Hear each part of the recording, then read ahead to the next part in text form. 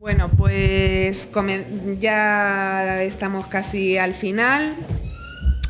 Y bueno, pues ahora lo que vamos a ver en esta última mesa es todo lo que tiene que ver con desarrollo de proyectos y algunos proyectos peculiares, algunos ya anunciados, pero bueno, que los ponentes nos van a explicar específicamente en qué consiste. Para ello tenemos a Andrés Franco Jiménez, que él es consejero delegado de Isigénere, pioneros en sistema solar flotante para generar energía renovable.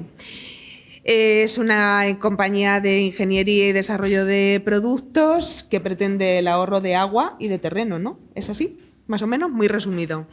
Bueno, Andrés tiene una amplia experiencia internacional en dirección de equipos, management, y ha estudiado en la Universidad de los Andes, en la Northwestern University y bueno, y en algunos otros sitios más, con lo cual, bueno, pues muchísimas gracias. Es un placer y un honor tenerte aquí. Muchas gracias por la invitación. Bueno, pues nada, hoy lo que me gustaría es contarles una historia alrededor de la energía solar flotante para que cuando salgan de acá y piensen en un proyecto de solar a tradicional, además de lo tradicional de pensarlo hacerlo en la tierra o hacerlo en el techo, digan, hay una posibilidad real de hacerlo encima del agua y que entiendan en qué condiciones esto puede ser una opción. Definitivamente, si ustedes tienen el terreno y no lo van a utilizar en los próximos 20, 25 años y tienen suficiente agua, no tienen restricciones, es preferible que hagan un proyecto en tierra, porque esto es algo más costoso, tiene el tema de la novedad y en la novedad también hay algunos riesgos, pero hay otras ocasiones en las que puede llegar a ser una mejor opción simplemente porque hay restricciones con respecto a los recursos que tienen disponibles. Y este tema es un tema que empieza a coger más fuerza, pero la verdad es que es más o menos antiguo. O sea, esta es la primera instalación que hicimos nosotros en el 2009, en agosto, en Alicante. El que quiera, nosotros solemos montar cada 6, 8 semanas días de visita de los clientes que van a conocer las instalaciones que tenemos. Y esta es una instalación que sigue operando. Cuando se montó, era una instalación que se hizo en varias fases. Al día de hoy tiene más de 300 kilovatios funcionando y está encima de una balsa de irrigación de una comunidad de regantes. Sí. En ese momento la comunidad de regantes vio la oportunidad de alquilar la superficie de su balsa, igual que estaba escuchando que había gente que alquilaba los terrenos para los parques fotovoltaicos en ese momento, y dijo, oye, yo puedo alquilar la superficie de mi balsa, y a través de eso se cerró un acuerdo con un desarrollador solar y bueno, se montó varias fases del proyecto. Y sigue operando, o sea, estamos hablando ya hasta en cerca de 11 años, y esto que fue un tema pionero, porque la más antigua en el mundo tiene apenas 11 años, que fue en un viñedo en Estados Unidos. Entonces, pues la segunda o tercera, dicen algunas personas a nivel internacional, fue esta en agosto. Y es que hay un potencial muy importante para poner esto. Aquí tenéis algunos datos, no hay cifras actualizadas de censos de balsas, pero con algunas, hablando con la gente de FENACORE y algunas bases de datos antiguas, en España puede haber más de 60.000 balsas que tengan una superficie de más de 1.000 metros cuadrados. Y hay de todos los tamaños, sabores y qué tan grandes son. Y hay, si uno se pone a mirar los números medios, se podría llegar a utilizar la superficie para instalar más de 24 gigas de potencia de solar flotante. Uno dice, bueno, 24 gigas, una locura, esto es muy grande, pero ojo, que en Asia, que es donde esto nació y empezó a crecer de manera mucho más fuerte, sobre todo en Japón, ya han hecho algunos proyectos. Por ejemplo, India quiere llegar a 10.000 megavatios, 10 gigas de energía solar flotante para final del 2022, o sea, aquí en cuestión de 3 años. Singapur quiere llegar a que un tercio de la energía del país venga de solar flotante, porque ellos, al ser una isla, pues tienen la combinación de restricción de tierra, que es muy, muy caro, y también dependen mucho de Malasia por el tema del agua potable. Entonces necesitan en sus cuerpos de agua reducir la evaporación. Y ya hay proyectos grandes. Corea del Sur acaba de anunciar un proyecto de flotante de 2,1 gigavatios para generación. Entonces, bueno, esto puede empezar a crecer de manera importante. Y ¿Qué es al final una planta solar flotante? Pues por ejemplo, muy sencillo, tenéis otro ejemplo en una comunidad de regantes, este es en Mérida, pero de lo que va es los paneles e inversores de buena calidad que se utilizarían para un proyecto en tierra, se montan encima de una estructura, de unos flotadores, y esos flotadores se anclan generalmente en aplicaciones agrícolas o para temas de bombeo a los lados del embalse para garantizar que no haya ninguna afección a la lámina de impermeabilización. Entonces, esto te permite conseguir 3 beneficios. El primero relacionado con el tema del agua, como se comentó antes, el panel al estar refrigerado genera más producción. ¿Cuánto? Pues miren, esto varía mucho dependiendo de la localización y del cuerpo de agua. En Singapur, que llevan un estudio de 2 años sobre el tema solar flotante del Instituto Solar de Singapur, han llegado a medir hasta un 18%. Para España nosotros creemos que esas son cifras altas. Nosotros creemos más que en España las cifras van a estar alrededor del 10%, del 7 al 10%. Hemos hecho mediciones puntuales, depende mucho de la humedad del ambiente, depende mucho de la temperatura propia que tiene el cuerpo de agua. Pero la realidad es que produce más y tiene el segundo gran beneficio, que es que se produce la energía más cerca donde se va a consumir, especialmente para todas las aplicaciones relacionadas con regadío y con bombeo. El cuerpo de agua está ahí, lo produces y se utiliza. Lo segundo es la reducción de la evaporación del agua. Con nuestra tecnología se reduce casi un 80%. Entonces, nuevamente, esto depende del agua, vosotros de dónde la sacáis y qué tan valiosa es. Tenemos ejemplos de algunas instalaciones donde la balsa se queda vacía generalmente todos los años en época de verano. ¿Por qué? Pues porque el agua tiene muchísimo más valor para el regante, para el dueño, porque si no va a afectar a su cultivo y aunque pudiera llegar a ahorrarse X dinero de la energía eléctrica, dice ya, a mí no me importa, lo más importante es poder seguir adelante con el agua. Y también en algunos casos, como se comentaba, cuando se cubren porcentajes altos de la balsa, se reduce la proliferación de las algas. Estamos alrededor de porcentajes del 70%, ¿sí? Que cuando se llega a eso se reduce la radiación ultravioleta y por lo tanto se evita la proliferación de algas.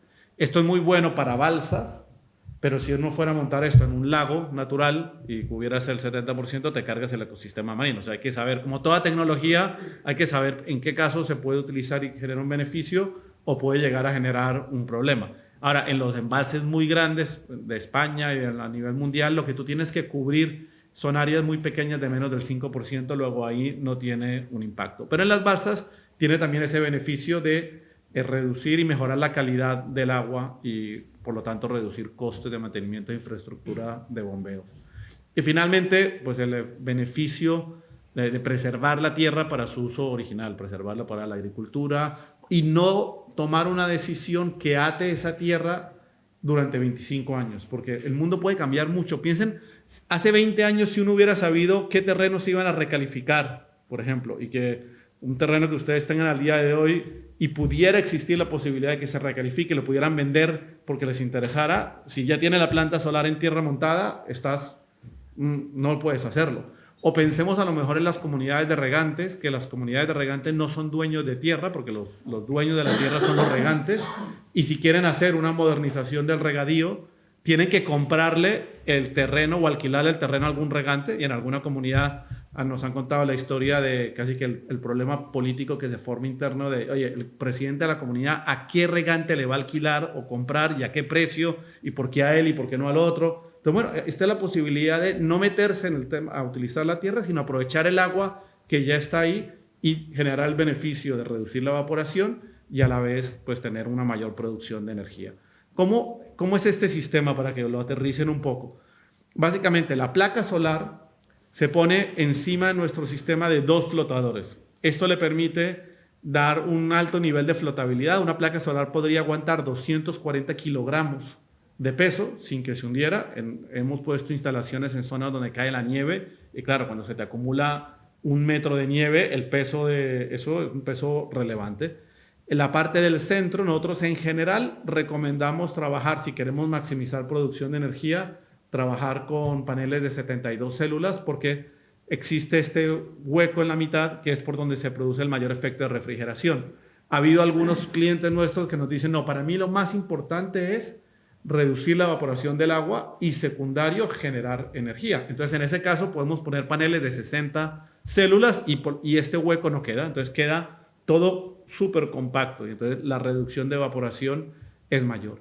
Los flotadores se unen a través de unas placas de conexión. Todo esto ya está hecho con polímeros de alta densidad que son 100% reciclables, que no generan problemas de corrosión. Esta es la cuarta versión del sistema. En 10 años, los ingenieros y los que fundaron la compañía han ido evolucionando. Al principio se unía temas de metal, con plástico, pero bueno, la experiencia real de 10 años ha demostrado qué es lo que funciona y qué es lo que no funciona.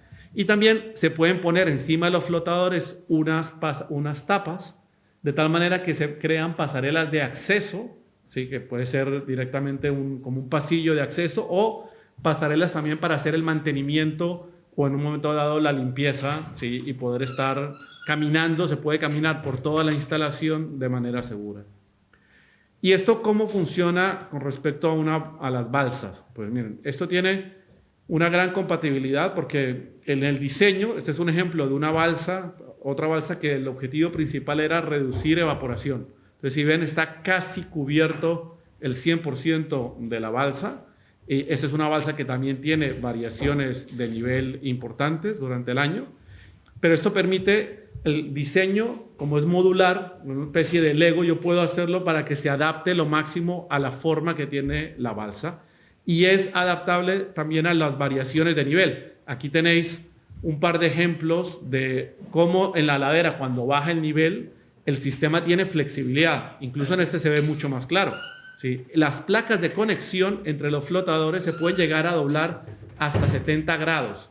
No obstante, nosotros recomendamos solamente montarlo si se quiere cubrir los taludes de una balsa hasta una inclinación máxima de 34 grados, porque si hacemos más de eso, se empiezan a tocar ya los paneles entre ellos y eso no es tan bueno. Hasta 34 se apoyan los flotadores entre ellos. Luego no hay carga mecánica sobre los paneles.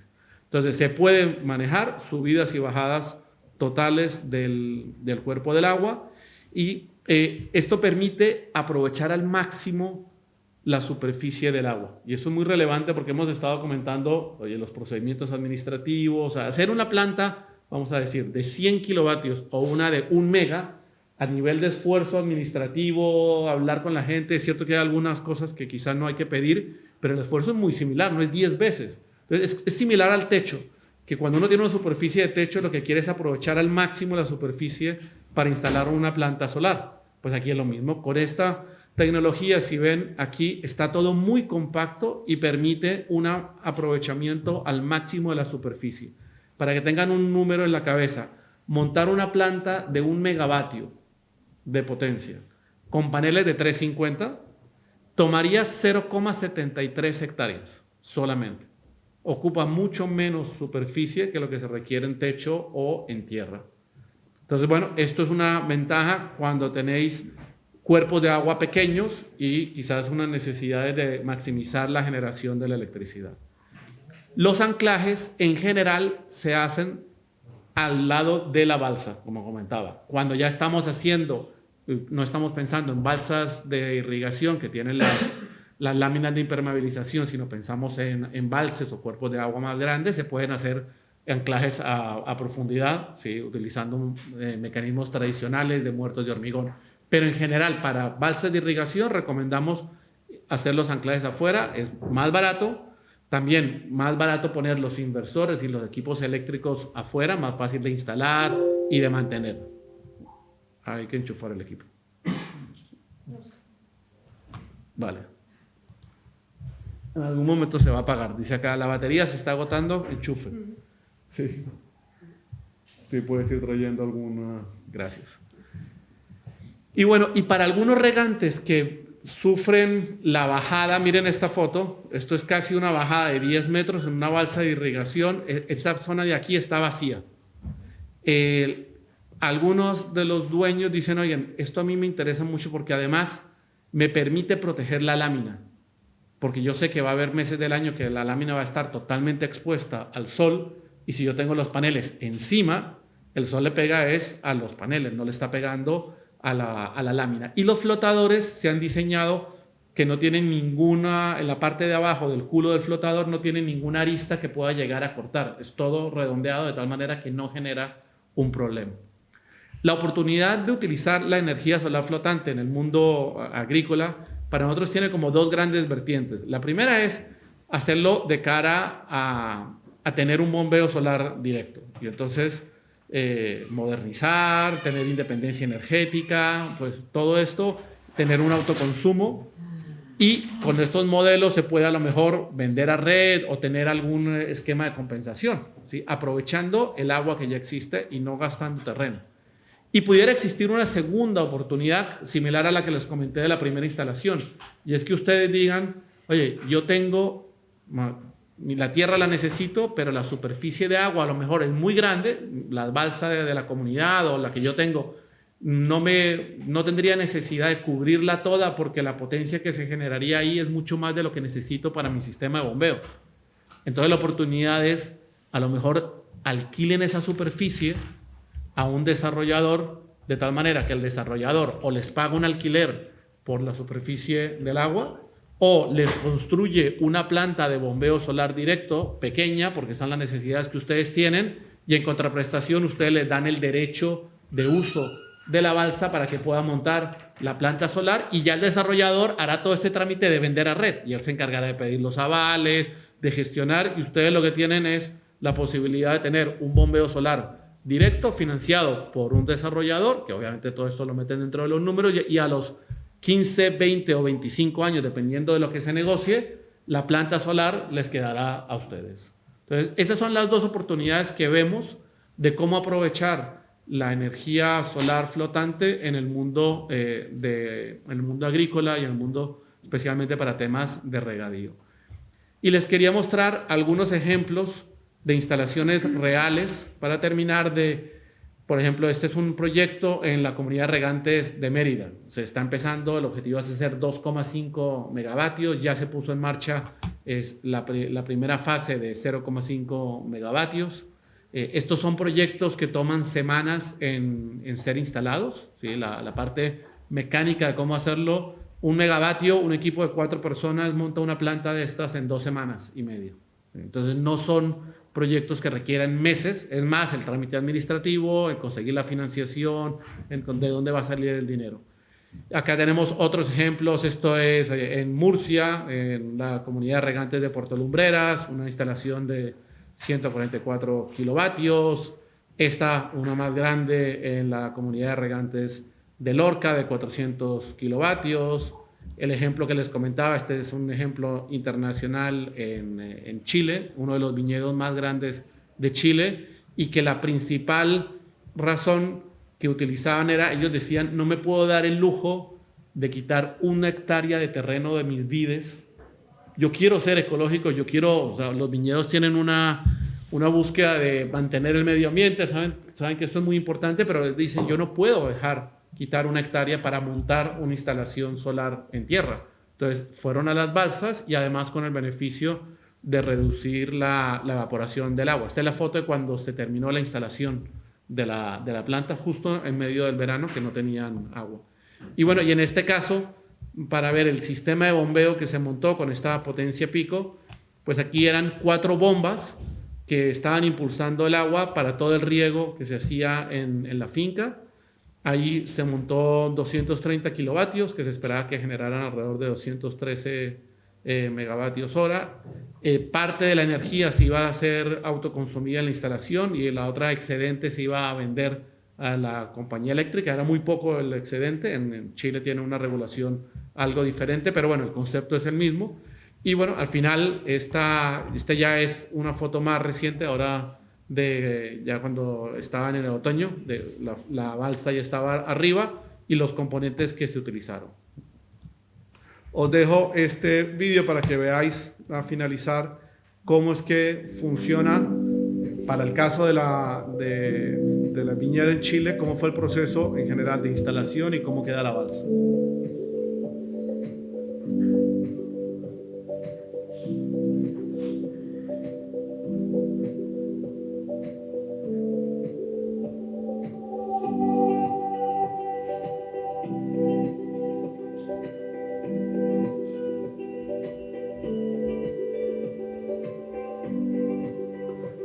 equipos son equipos normales, operarios, no requiere grúa, no requiere mano de obra muy especializada, ni, como digo, los que saben montar un mueble de IKEA podrían, sabiendo que es más y menos en un cable, pueden montar esto. Y este es el proceso, se van creando las tiras en la tierra, de tal manera que es muy seguro para los trabajadores, ¿sí? Y se van tirando al agua.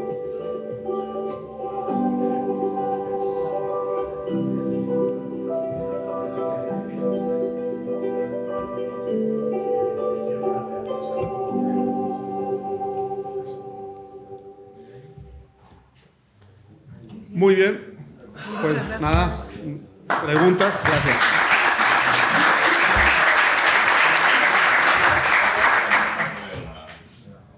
Preguntas, que esto suele suscitar una que otra pregunta generalmente.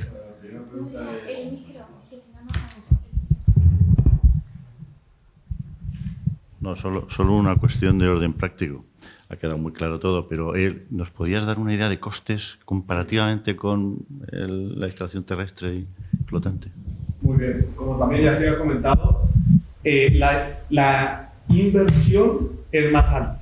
¿Y cuánto más alto? Entre un 10 y un 15%. Los paneles son los mismos, los inversores son los mismos, pero la estructura de esos flotadores tienen más kilos de peso que lo que tiene una estructura de la Tierra. Entonces esa es la razón por la que al final la instalación te termina saliendo alrededor de eso, de un 10, un 15%, que es lo que tienes que desembolsar adicional para construirlo.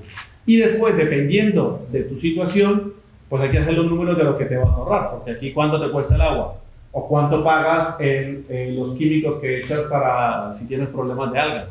Entonces, vuelvo y digo, yo no defiendo que esto simplemente porque alguien tenga un cuerpo de agua, cualquier cuerpo de agua significaría que es buena idea hacer una planta solar flotante.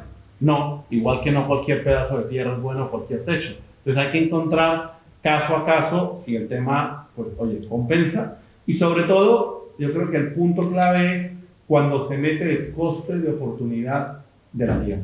Yo creo que ese es el gran beneficio y la razón por la que los países que más han hecho de esto, como Japón, Singapur, que son islas, y en las islas el valor del terreno es muy alto. Entonces, claro, antes que dedicarle una hectárea a cualquier proyecto en tierra, pues deciden hacerlo en el agua. Más preguntas. Sí. Si sobre parse consideras que en menos espacio puedes colocar más placas, ¿por qué no se colocan el mismo sistema sobre tierra? Porque esta No puedes mover la tierra y poner los flotadores sobre el terreno sin agua. sí, Está produciendo en mucho menos espacio porque te va a producir menos electricidad. por el calor, simplemente. Sí, exactamente. Ahí vas a tener el doble efecto del flotador. El flotador, que es un plástico, va a estar recibiendo el sol y se va a calentar. O sea que, con respecto a lo que comentaba antes, una cosa es que se calienta a las 70-77 en el aire. Y si lo tienes pegado a un cuerpo que es con plástico, pues se va a calentar aún más la placa solar. No va a compensar. ¿Más preguntas todavía?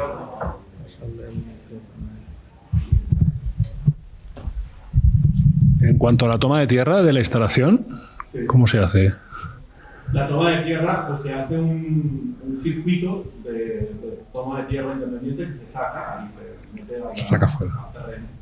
Bueno, después si veis en la página web o el día de mañana si queréis información, los mando para que se vean cómo es que se ponen los latiguillos que van uniendo los diferentes componentes eléctricos y la salida de la toma de tierra Al terreno. Bueno, yo tengo una pregunta. En el caso de aguas duras, ¿hace alguna influencia sobre lo que es la placa? Es decir, incrustaciones, aguas fuertes que al final puedan a lo mejor perjudicar a la instalación. ¿Os habéis encontrado con ese caso? Sí, a ver, en aguas duras hay una parte, yo no he comentado, pero el tema del mantenimiento, en general, el coste de mantenimiento de una instalación solar flotante es más barato que una instalación en tierra por dos cosas. En general, que es que en el agua, en general, hay menos polvo en suspensión. Entonces la placa se llena menos de ese polvillo y que cuando hay que limpiar las placas, generalmente se puede tirar del agua que está debajo. a excepción de en las aguas duras. En esas aguas duras, ahí sí nos recomendaríamos estar utilizando el agua para bombear desde abajo y limpiar los paneles, porque entonces te puede dejar algo. Pero si no la estás utilizando, esto no salpica de abajo hacia arriba el agua. Entonces, solamente si tú lo utilizas para limpiarlo. De arriba les va a caer el agua de lluvia, igual que caería en una instalación solar en tierra, e incluso con movimiento del agua, como el sistema es compacto, no puede suceder que el agua suba y le caiga encima. Entonces, lo que pasa en aguas duras, hay menos beneficio, probablemente la limpieza te va a salir más cara que en aguas no duras. Bueno, pues muy bien. Venga, la última rápida. La instalación es en horizontal, la penadora según la latitud del panel. Mira, en la tecnología nosotros empezamos con 10 grados de inclinación, al día de hoy estamos en 5 grados. ¿Por qué? Porque nos hemos dado cuenta del efecto de la fatiga cuando el viento pega y el movimiento del agua en los flotadores, que la estructura va fallando, y afortunadamente no nos ha sucedido, pero si habéis visto, en Japón ha habido casos de instalaciones que le ha dado la vuelta. Y entonces la gente dice, bueno, en Japón eso es por los huracanes. Pero es que en Holanda, en junio, a una instalación se volteó como un pizza calzone por la mitad. ¿Por qué? Porque es que el agua uno nunca le puede dar el mismo anclaje como tiene la tierra, porque la tierra se ponen muertos de hormigón, metal. El agua hay que darle flexibilidad. Entonces, la gente que busca, yo quiero maximizar la generación de la electricidad, comete un error, porque el viento va a romperlo, y todas esas instalaciones tenían menos de 4 años de construidas. Entonces, si lo tienes que poner a 5 grados, que es para nosotros el punto óptimo de que no es totalmente plano y no le entra viento que genere ese riesgo. Muy bien, pues nada, oye, yo me quedaré, cualquier pregunta, encantado. Bueno, pues nos quedan 2 ponentes y un poco de debate general. ¿Y tú vas a hacer conclusiones? ¿Si te da tiempo? Sí, 1 minuto. Vale, 1 minuto de conclusiones. Bueno, pues entonces nos queda Rubén y como queráis en el orden. Venga, pues Francisco Belmonte Mancebo, vas a utilizar... ¿Me pones en marcha la... Vale, perfecto. Bueno, pues Francisco es gerente de DIN Energía, es economista, fue jefe de proyectos de IFAS y desde hace 15 años pues decidió convertirse en empresario y en un emprendedor de los jóvenes, pero con mucho talento. Y su idea de convertirse en empresario pues, fue justamente para diseñar proyectos de energía fotovoltaica en Albacete, y poco a poco pues, se ha ido extendiendo a otras regiones e incluso a otros países como Francia. Además, Paco ha sido colaborador nuestro en muchos proyectos y en otros de los eventos que hemos tenido. Y bueno, pues por la amistad que nos une desde hace ya tiempo, yo quiero destacar la ilusión y el entusiasmo de Francisco en tantas cosas. Es verdad que hemos compartido ilusiones, momentos de satisfacción y otros no tan agradables en la época de los recortes, pero yo creo que es una persona que... Ojo y cuidado, porque lo que decía, esa ilusión y ese entusiasmo, lo mismo de aquí salimos alguno con alguna placa fotovoltaica, que a mí ya me pasó. Muy bien. Muchas gracias, Nuria, por tu presentación, que desde luego excede con creces mi acreditación. Muchas gracias, Francisco, Isabel, Eva, en este caso. Lo bueno de que Francisco y el departamento, la cátedra de Derecho Administrativo nos convoquen una vez al año o cada 2 años es desde luego el gusto de verlos, y que también nos obliga a los días de antes empollarnos otra vez los decretos, ¿no? Nos hemos empollado el decreto último y nos hemos empollado también el manual del IDEA, que me hace gracia que para exponer, manual el cual agradezco muchísimo, pero me hace gracia que para exponer un decreto de 44 folios haga falta un manual de 144. Eso nos da una idea de por dónde van los tiros, ¿verdad? Me alegra mucho ver la sala llena de amigos, en muchos casos, de compañeros, de fatigas en otros casos y de conocidos en la mayor parte de los casos, y sobre todo de optimistas, porque yo he visto que hoy esta reunión la presidía el optimismo, ¿no? Aquí vais a tener una visión menos optimista. O sea, yo llevo, igual que Francisco, igual que Nuria, enrolado en la producción de renovables desde hace ya muchos años. Hemos vivido, como dijo alguien, dos regulaciones restrictivas o 2 decretazos y medio que nos han dado un palo y nos han hecho cercenar nuestra confianza en la capacidad del legislador o en las intenciones del legislador. Y bueno, pues yo hoy vengo sobre todo a aportar un punto de vista muy práctico. Me vais a permitir que pase muy rápido sobre la primera parte de la presentación. Son las 2 de la tarde, hay que irse a comer.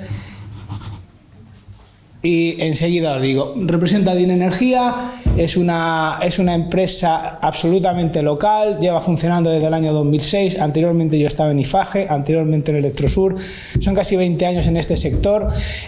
Algo vamos aprendiendo, nos queda mucho, desde luego. DIN Energía es una empresa absolutamente independiente, con lo cual dice lo que su propietario considera que puede decir, y es lo que le da la gana, porque vivimos de nuestros clientes y de decirle la verdad a nuestros clientes, y si no lo hubiéramos hecho así desde el principio no hubiéramos aguantado como hemos aguantado ya 2 crisis. Las oficinas en Albacete hemos crecido cuando todo el mundo crecía, pero no desmesuradamente. Vivimos el 2006, el 2007, el 2008. Cuando vinieron los decretazos y las crisis del sector, la moratoria, nos tuvimos que ir fuera igual que tantos a buscarnos la vida, a Inglaterra, a Francia, a México, a Bolivia, a Perú, a Chile. Y después nos hemos vuelto a reducir de tamaño y a día de hoy nos volvemos a reducir de tamaño, porque nosotros lo que queremos sobre todo, y ya no lo podemos permitir, es trabajar en excelencia, que es algo que se está olvidando mucho en este país. No queremos volumen, queremos proyectos de calidad, clientes de calidad que nos valoren y nosotros podamos dedicarles el tiempo a ellos. Con lo cual, en lugar de estar en medio mundo, me quedo en mi casa, me quedo en Castilla-La Mancha y a lo que llego, al corredor de Levante, que es nuestro mercado natural, especializado desde el principio en fotovoltaica. ¿A qué nos dedicamos? A lo que os podéis imaginar. Hemos sido ingeniería generalista, todavía lo seguimos siendo, pero menos, y sobre todo nos dedicamos a diseñar, calcular, legalizar ante absolutamente todas las administraciones, porque cualquiera de vosotros que haya hecho una fotovoltaica sabe que esto es un salto de obstáculos. O sea, por mucho que los nuevos reales decretos, en este caso RDL, Real Decreto Ley, habla de simplificación, a mí me da la risa. O sea, hay que tramitar ante absolutamente todo el mundo. Y algunas administraciones con las que tramitan no saben ni de lo que le estás hablando, porque además eres pionero. Y eso hay que decirlo. Por eso no hay que ser, o en mi punto de vista, no hay que ser tan optimista. No veo esa simplificación. Ejecutamos materialmente los proyectos. Si el cliente así lo quiere, tampoco estamos obsesionados con ejecutar proyectos, y hemos ejecutado muchos, y sobre todo administramos, operamos y mantenemos nuestras instalaciones. Eso es nuestro punto fuerte, ahí es donde hemos siempre estado y donde vamos a seguir estando. La fotovoltaica en España. Bueno, pues esto ya lo sabéis, lo hablamos en el Congreso de hace 2 años, pero merece la pena volver a decirlo. La fotovoltaica es la energía renovable que más capacidad tiene y lo ha demostrado. Hace ya 2 años ya estábamos en paridad de mercado. Hoy lo seguimos estando, no, estamos mejor todavía.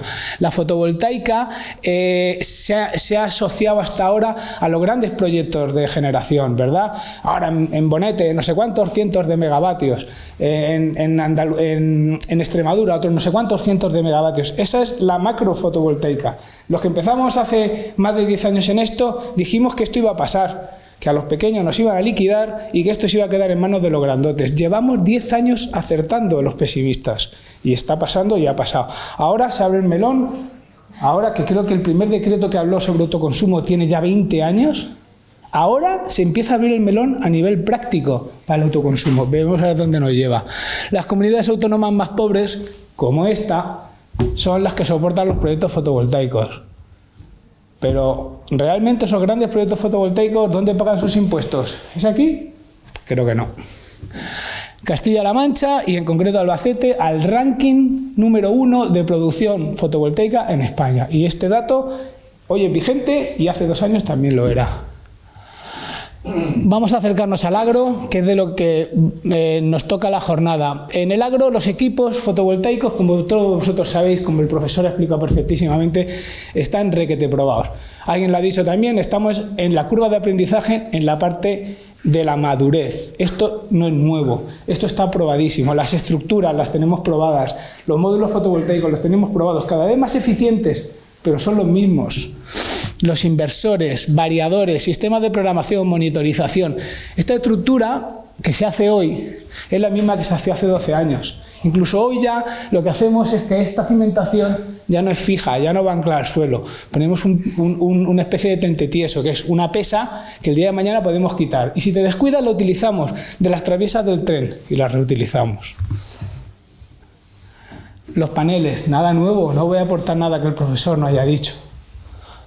Los variadores, los inversores cada vez más pequeños, más compactos, más baratos y más eficientes. Programador de riego. Quien sea agricultor de riego y no sepa lo que es esto, tiene que irse por la puerta. Estamos acostumbradísimos en esta comunidad autónoma y concretamente en Albacete a esta tecnología. No nos es en absoluto nueva. Para nosotros es una tecnología madura. Variadores, una gran mejora. Los variadores, que estos sí que llevamos pocos años usándolos, pero ya tenemos, en mi caso tenemos ya 4 años de experiencia en variadores para autoconsumo, nos están permitiendo maximizar el funcionamiento de nuestra producción fotovoltaica, de forma que en las horas primeras del día y en las últimas de la tarde podemos hacer que la bomba funcione con una radiación mínima. Eso solo es posible desde que existe esta tecnología. Quitamos el inversor, es decir, ya no instalamos un inversor, ahora instalamos un variador, ya no ponemos un cuadro al lado del inversor. Esto hace de cuadro y esto hace de inversor. Esta tecnología está a la orden del día. La instalación fotovoltaica agrícola conectada a la red, pues como todos vosotros sabéis, pues tiene mayor rango de utilización. La complejidad administrativa y los peajes pues no son baladís, ya lo hemos dicho antes, y la tasa interna de retorno pues ha mejorado con respecto al anterior decreto, porque antes aquí, cuando no nos podíamos conectar y no podíamos compensarnos, estábamos hablando de un TIR que estaba alrededor de los 12 años. Lo cual, como ya ha dicho un presidente de una comunidad de regantes, hay que ser un Quijote para tirarse un proyecto donde la amortización está por encima de 12 años. Aquí estamos hablando ya de proyectos cuya la tasa interna de retorno, cuando nos conectamos a la red y compensamos excedentes, estamos alrededor del 6, el 10%. Eso es interesante, pero sigue siendo un TIR que no es para tirar cohetes. Sin embargo, y aquí es donde empiezo a hablar de mi libro, la aislada es otra cosa. En la aislada tengo mejor tasa interna de retorno. La aislada es mucho más sencilla de instalar. Ahora bien, en la aislada hay que tener en cuenta, como ha dicho Ginés, la curva de radiación. Tenemos que adaptar la curva de radiación a nuestro consumo, porque la curva de radiación son lentejas. Esta es la que tienes en primavera, y esta es la de verano, y esta es la de otoño e invierno. Como no seas capaz de tener un cultivo que se adapte a esa curva, olvídate. A ver, ¿qué cultivo es el que se adapta a esa curva más fácilmente? También se ha dicho a primera hora. Los cultivos de leñosos. Vides, olivos, almendros, pistachos. Un condicionante, que ya hablamos aquí en el último congreso hace 2 años, para instalar estas fotovoltaicas aisladas, los link, las cepas, las zonas de especial protección, que si pasa la butarda. Esto está siendo un problemón hoy en día. Sencillez técnica, desde luego, y un TIR más alto de estas instalaciones que, como hemos dicho, aisladas, que no están recogidas en este decreto, porque este decreto solo habla de lo que se conecta a la red. Y cuando esa instalación aislada, con ese variador, con ese conjunto de placas que está correctamente dimensionado para que la bomba funcione en su óptimo, o al menos en la horquilla, en la curva, en la parte adecuada de la curva, además tiene una balsa de riego, esa es nuestra pila. ¿Qué problema tenemos? Como también se ha dicho aquí, las balsas de riego nuestras son de regulación, no son de acumulación, con lo cual tenemos una capacidad limitada en nuestra pila. Pero esta balsa de riego mejora muchísimo el TIR de este tipo de instalaciones aisladas. Ahora vamos a entrar en 4 proyectos reales, con datos reales. Y aquí voy a hacer un ejercicio propio de un seminario de trabajo, no de una jornada de divulgación y de presentación o de autobombo.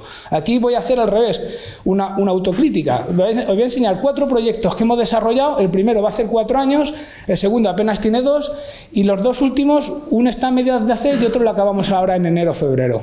Y vamos a ver cómo las diferentes variables influyen en la rentabilidad del proyecto y en el coste del proyecto. 7 hectáreas de marinada, que es un almendro, una variedad de almendros, en el entorno de la finca Cuarto del Peral. Aquí tenemos un parque solar fotovoltaico, integrado dentro de ese parque un cobertizo solar. Aquí tenemos una caseta de riego y ahí tenemos 1000 y pico almendros. Bien, como no lo veo, voy a sacar yo mi hoja.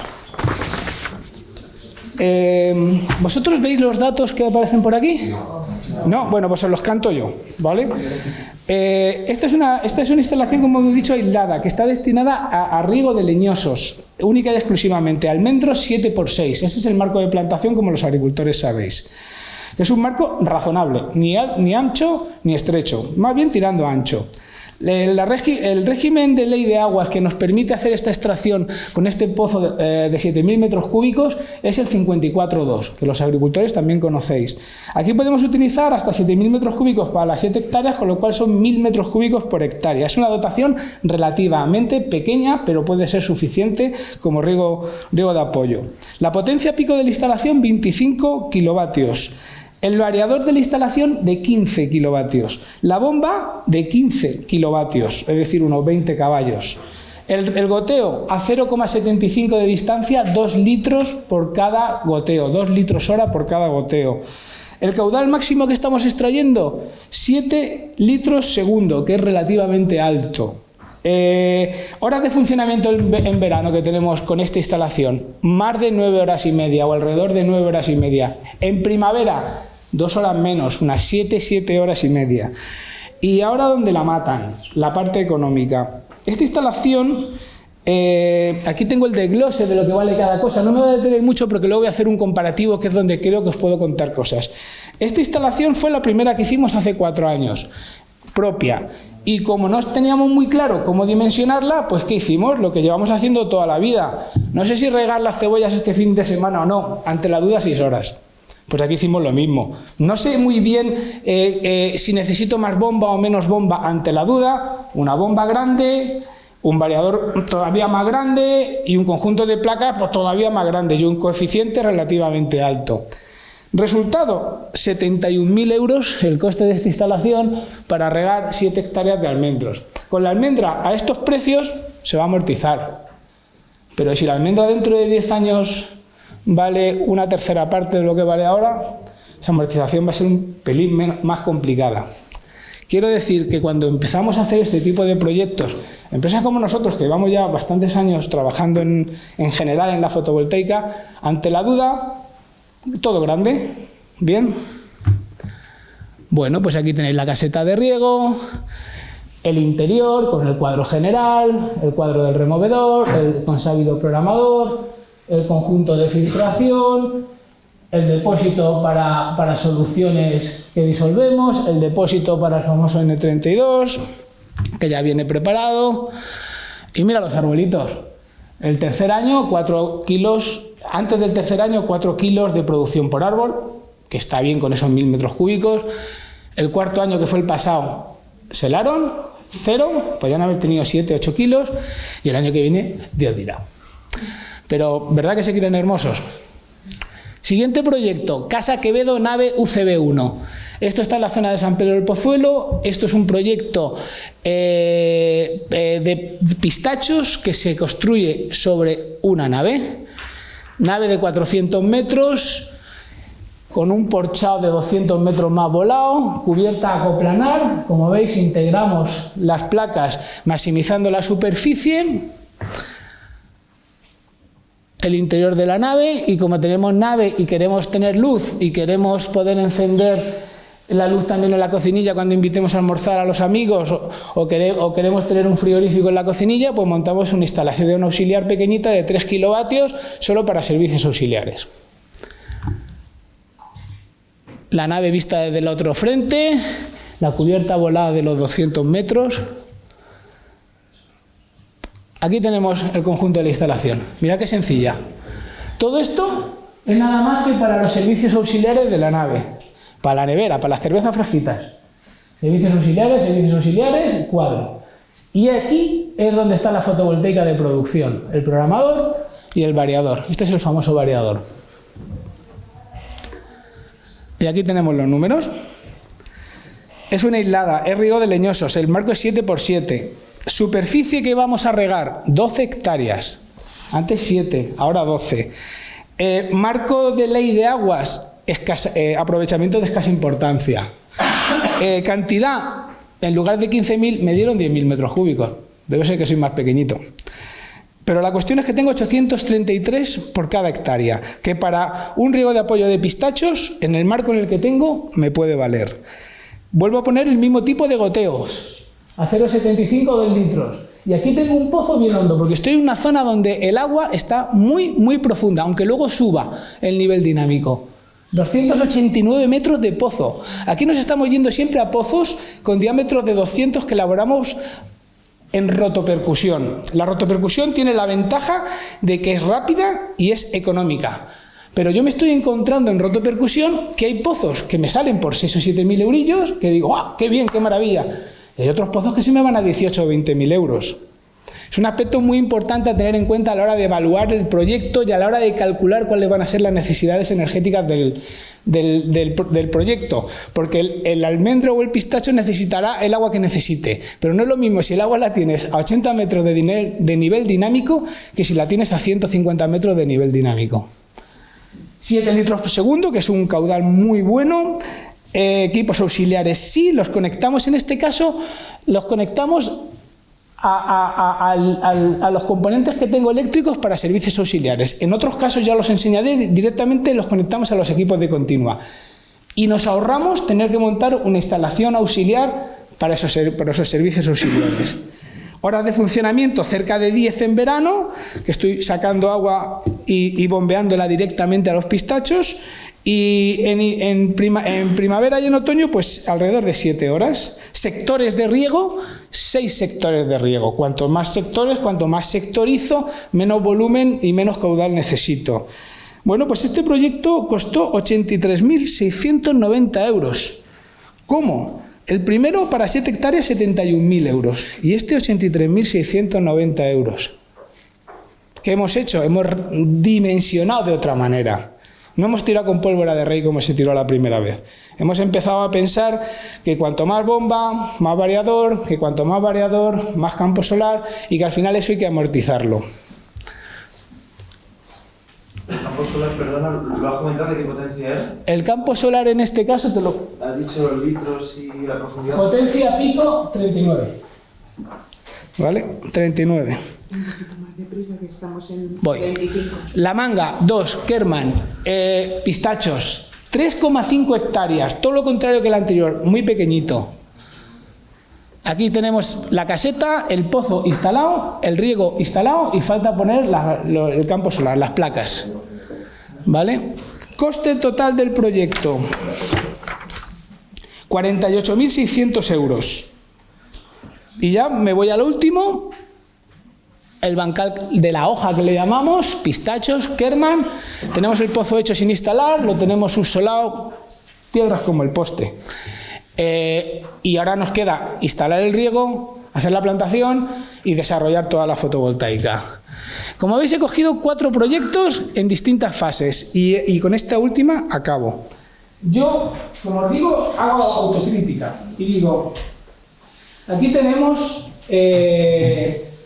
las conclusiones, y las conclusiones para mí son... Aquí tenemos las conclusiones, y las conclusiones para mí son muy sencillas. Proyecto de 7 hectáreas, proyecto de 12, proyecto de 3, proyecto de 7. Y os señalo aquí 83.000 euros y aquí 48.000 euros. Fijaros que para un proyecto de 12 hectáreas no guarda relación con lo que cuesta un proyecto de 3 hectáreas y media. Primera conclusión, huir de los proyectos pequeños. Si lo haces porque te hace ilusión, perfecto. Pero no lo hagas porque es negocio, porque es bastante peor negocio. Hay que irse, a ser posible, a tener proyectos lo suficientemente grandes para amortizar el pozo, amortizar la bomba, amortizar la instalación de la bomba, amortizar la caseta de riego. Mirar qué diferencias hay de hacer un pozo, bomba y variador. En este proyecto, 14.000 euros, frente a este proyecto, 25.000 euros. Hay una diferencia brutal, a veces del doble, porque depende mucho de cómo salga el pozo. Y eso no lo sé a priori, eso me lo voy a encontrar. Y cuando estás a medio de pozo, cuando estás con 200 metros de pozo, ¿qué haces? ¿No sigues? Sigues. ¿Hasta dónde? Hasta donde encuentres agua. Y cuando has sacado 3 o 4 litros, que es una cantidad suficiente, ¿qué haces? ¿Lo instalas o no lo instalas? Lo instalas. ¿Y qué haces? Pones una bomba, en lugar de 10 caballos, de 20. Y eso es un problemón. Estamos un poquito ciegos todos con los precios de los leñosos, sobre todo de almendro y pistacho. Pero llegará el día en el que los precios no serán los que son. Otra conclusión. Lo que hemos dicho, ojo con el pozo. Aquí hemos sacado un ratio, ¿ves? Aquí hemos sacado un ratio de lo que es el coste de pozo bomba variador. Aquí 1.300 euros hectárea frente a 3.500 euros. Y esto te lo encuentras cuando acabas de instalar. Acabando, otra historia que hay que tener muy en cuenta. Hay que ajustar la bomba, el variador y el campo solar. Mirar aquí, 3.000 euros por hectárea de coste de fotovoltaica y de estructura frente a 1.100, 1.200 euros por hectárea. ¿Qué pasó? Que este fue el primer proyecto. Tiramos con pólvora de rey. Este es el que voy a instalar ahora. Hemos hecho los números mucho más ajustaditos. Dentro de 5 años volvemos a hablar. A ver si nos hemos equivocado, ¿no? Claro. Y por último, el coste del riego. El coste del riego difiere muy poco de una instalación mediana a una instalación mediana grande. Hablo de goteo. 1.200, 1.300 euros por cada hectárea instalada. Hablo de goteros convencionales, como los que está instalando todo el mundo.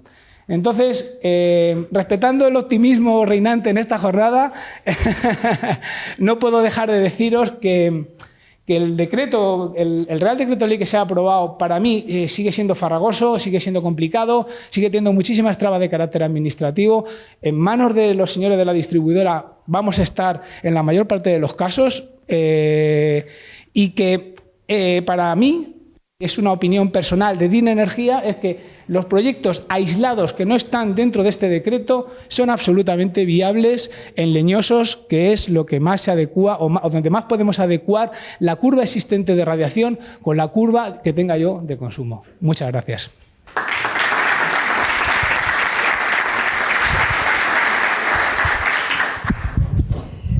Bueno, pues vamos ya muy rápido, Rubén.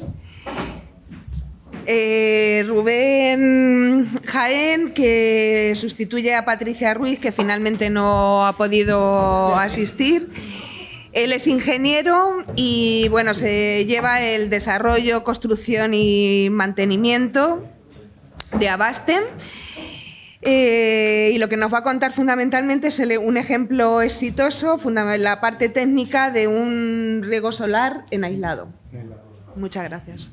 Bueno, eso, en primer lugar pedir disculpas en nombre de la directora de mi empresa, Abaste, que es Patricia. No ha podido venir y nada, me ha tocado a mí.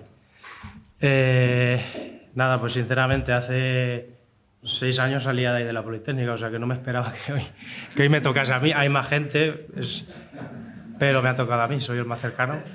Así que... Sí, bueno, no me ha dado tiempo a coger nostalgia tampoco mucho de la universidad. Bueno, voy al caso. Como todos sabemos, la energía fotovoltaica es hoy en día ya la energía del futuro. Desde 2008 hasta el día de hoy se han instalado 5 o 6.000 megavatios. Dicen desde Europa que desde 2020 hasta 2030 tenemos que instalar hasta 40.000. Entonces aquí hay trabajo para todos, pero vamos, haciéndolo, digamos, bien, porque, eso lo voy a comentar ahora aparte, porque cada instalación fotovoltaica en autoconsumo es un traje a medida. Hay que mirar el perfil de consumo de cada cliente, como se ha comentado antes también. Hay que ajustarlo lo máximo posible. La cuota de autoconsumo hay que ajustarla. Cuanto más cerca esté del 100%, mejor. Entonces, no es lo mismo consumir de noche que consumir de día. La factura eléctrica, el tipo de contrato, los periodos ya no punta y valle. Hay que meter todo eso en una Excel y calcular.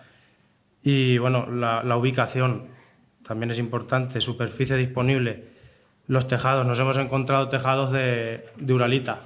De uralita, que yo directamente a los trabajadores de mi empresa les hemos dicho que no vayan ahí porque no... directamente al quitar la uralita tienes que pagar el canon que hay que llamar a una empresa especializada.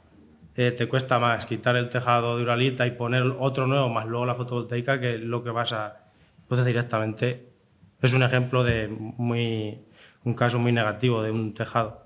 Y bueno, por eso decía de que hay que trabajar bien, porque hay un ejemplo de un gimnasio, una chica que es gestora de un gimnasio y nada, le hicieron una oferta, se lo dijo a un compañero mío y la iba a amortizar en 5 años. Conforme nos lo dijo, dijimos 5 años, no sé. Si hemos pasado a mediodía por ahí y no hay nadie en el gimnasio, ¿cómo puede ser? Y nada, pues le pedimos datos a la chica y le hicimos el estudio, ella encantada, y con los datos que calculamos y tal, pues le salían 14.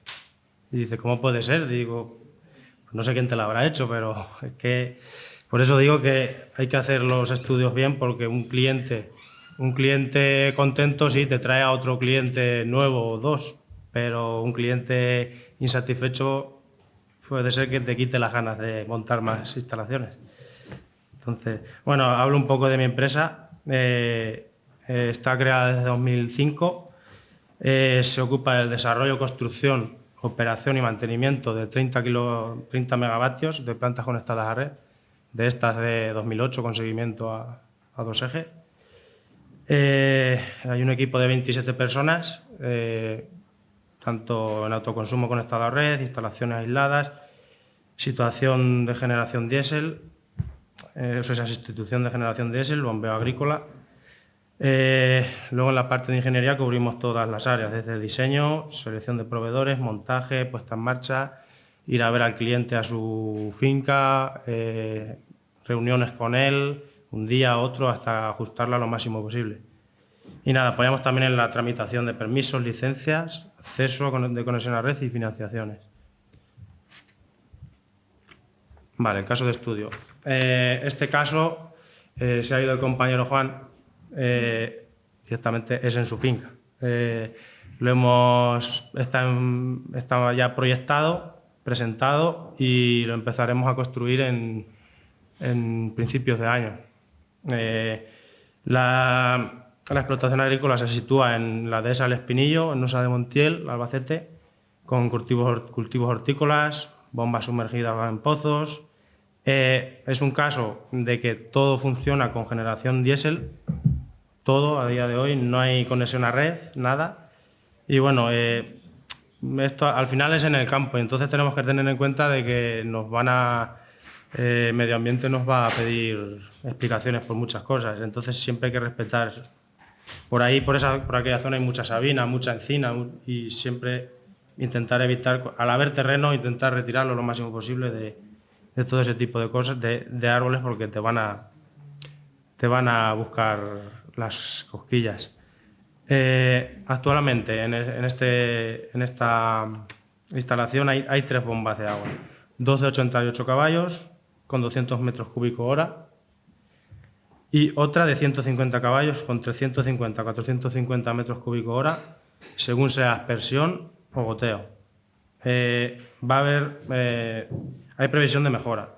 Se va a hacer una balsa de 40.000 metros cuadrados de superficie, una capacidad de 250 metros cúbicos y se aumentará en 120 hectáreas de huerta, se van a añadir más, o sea, 2 bombas de 60 caballos y ampliables a una tercera. Este proyecto, digamos, está dividido en 4. Hay 4 generadores diésel, 4 proyectos directamente. Es, digamos, como 4 subproyectos.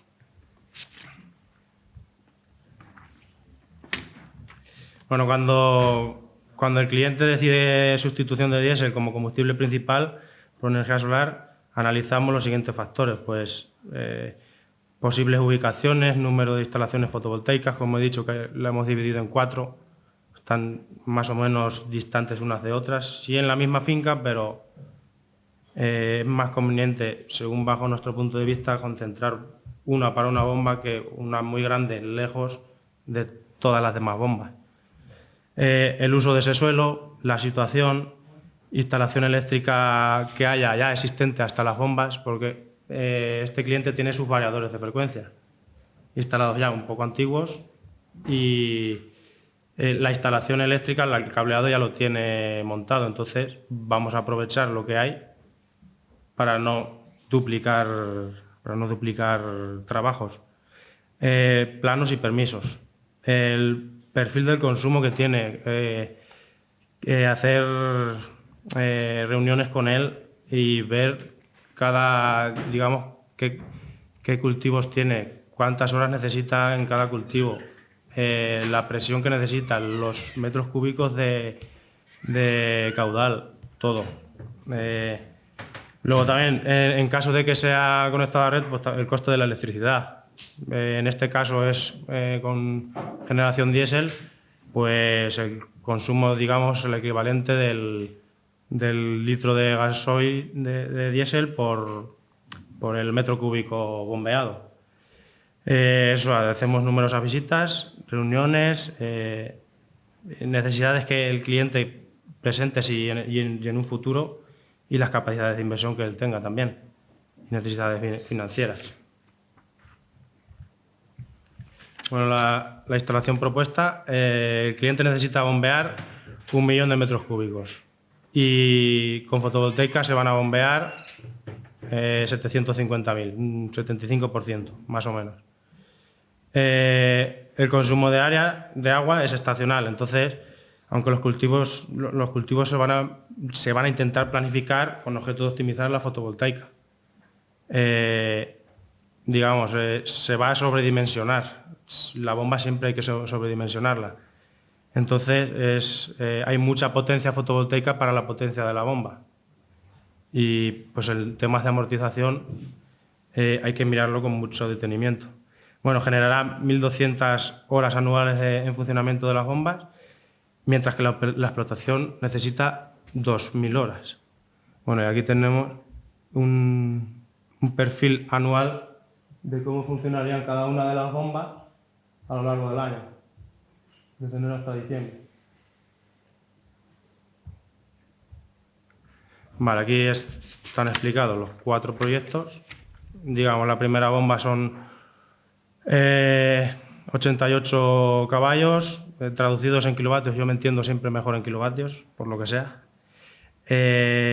65 más 2 del pivot, también va a mover el pivot, que lo vamos a subir en fotovoltaica a 201 kilovatios. Estamos entre 2 veces y media la potencia de la bomba.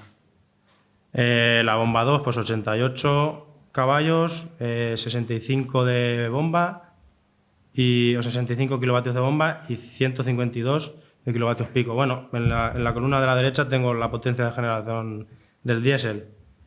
Como veis, en la bomba 4 y 5 no existe porque aún no está creado, no hay generación diésel. Ahí es donde iría, en la bomba 4 y 5 es donde iría el embalse, el nuevo embalse, y digamos que cuando haya energía excedente de que no haya que regar, se va a aprovechar para llenar el embalse. La misma energía que no se esté necesitando para regar. Aquí tengo una curva, un gráfico de producción promedio mensual junto a la potencia nominal de la bomba. La línea horizontal que se ve ahí sería la potencia de la bomba. Entonces, puedes pensar, claro, en julio es la mayor de todas. Ahí nos estamos pasando, es lo que digo. Hemos sobredimensionado para poder tener desde las 8 de la mañana prácticamente generación y poder bombear agua hasta las 8, hasta las 7, las 8 de la tarde. ¿En verano? En verano. Bueno, espérate. Desde las 8 de la mañana hasta las 6 de la tarde, en verano, con 2 veces y media la potencia de la bomba. Está claro que luego, pues, conforme van los meses llegando más a invierno, vamos a tener menos disponibilidad. También decir que cuando está por debajo de la potencia de la bomba, el variador directamente baja de revoluciones y sigue funcionando. Da menos caudal, pero sigue funcionando. Hasta un tanto por ciento, creo que es en torno al 65-70% de la potencia de la bomba. Parámetros de consumo y coste del diésel. Bueno, ahí pues, para bombear 1 metro cúbico me consumo un 0,1 litros de diésel y el diésel, precio medio, 0,70.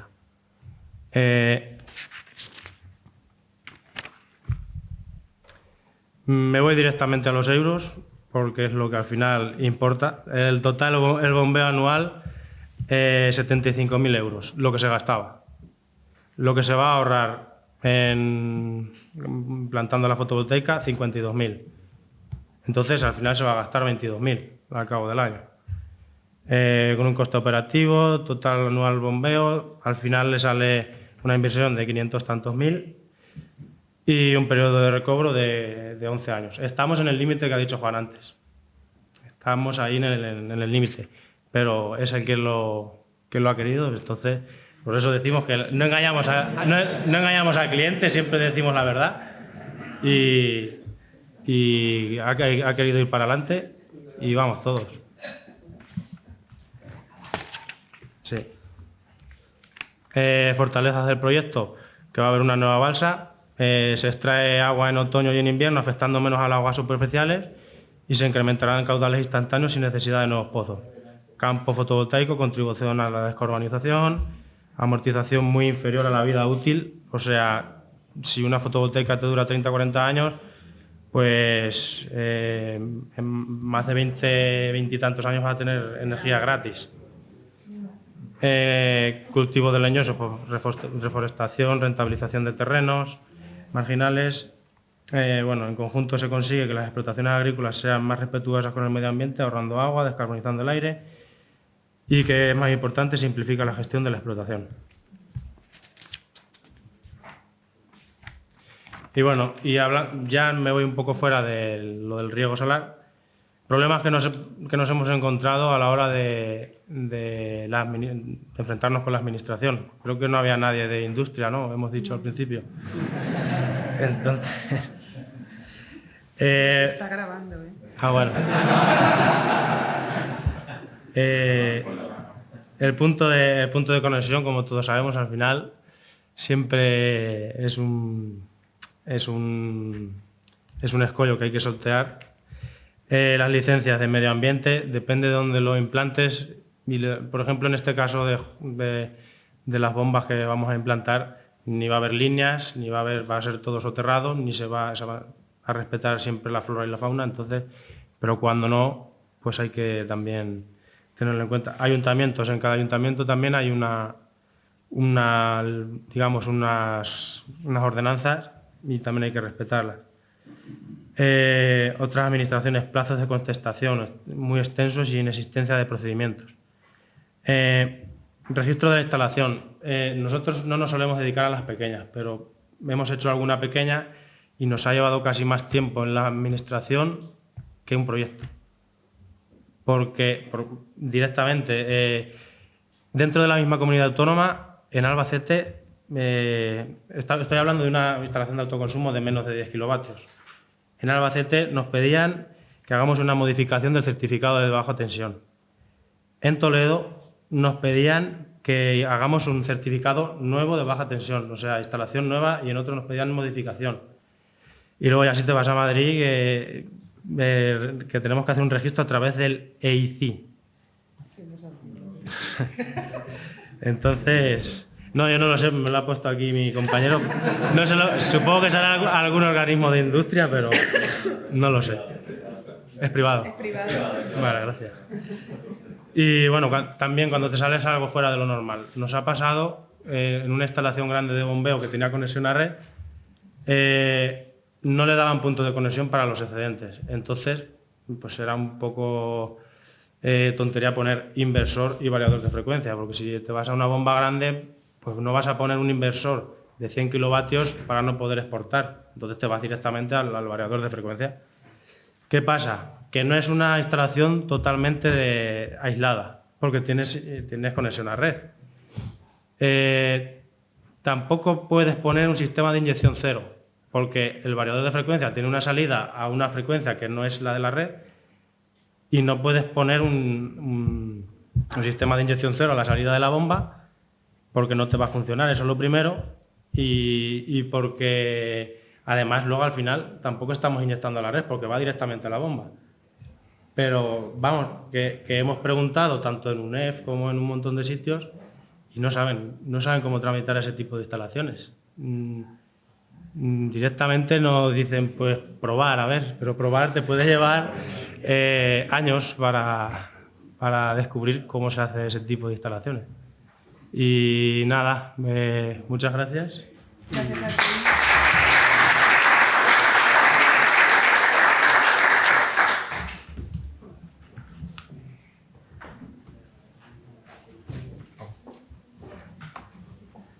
Bueno, pues lo primero que tengo que hacer es pedir disculpas porque hemos sobredimensionado o quizá hemos infravalorado lo mucho que tenían que contar las personas a las que hemos invitado y que nuevamente tengo que dar las gracias. Dar las gracias a los que han venido como ponentes y por supuesto también a los que han venido como público para tomar nota porque es evidente que les interesa. Yo creo que esta es la primera conclusión, prescindiendo del debate, que voy a sacar, ¿no? Y es que tenemos una gente estupenda con mucho empuje, con mucha ilusión y con una alta cualificación. Por tanto, esto es lo que más esperanza da a esta tecnología fotovoltaica y su aplicación en el regadío. Y hemos tomado nota y se van a recoger, aparte de grabación por escrito, pues todas las cosas que aquí se han explicado. Por tanto, ahí quedan muchos temas para seguir estudiando. Ya se han dicho, con protocolos, compensación, balance neto, muchos no es menester que ahora los recuerde, cada uno se llevará alguna idea más precisa y otras muchas dudas que le han surgido. Esa es nuestra tarea en adelante. Y esta es la tercera conclusión, que tenemos que volver a hacer una edición más adelante, no sé si antes del verano o a la vuelta, cuando pase la feria, por supuesto, porque el tema lo requiere. Se están produciendo muchos avances, hay una inquietud muy sana en el sector y es nuestra obligación como universidad y como grupo de investigación mantener viva la llama, que nos volvamos a juntar y que le demos otra vuelta sobre temas más específicos que han suscitado dudas. Y para terminar, pues me van a permitir que solicite un aplauso para Eva González, que ha sido la que ha permitido que esta reunión de esta mañana haya podido existir. Ella ha sido nuestra organizadora, ella ha estado en los incendios y en las inundaciones. Como secretaria técnica, por tanto, es mi última conclusión, les pido un aplauso para ella.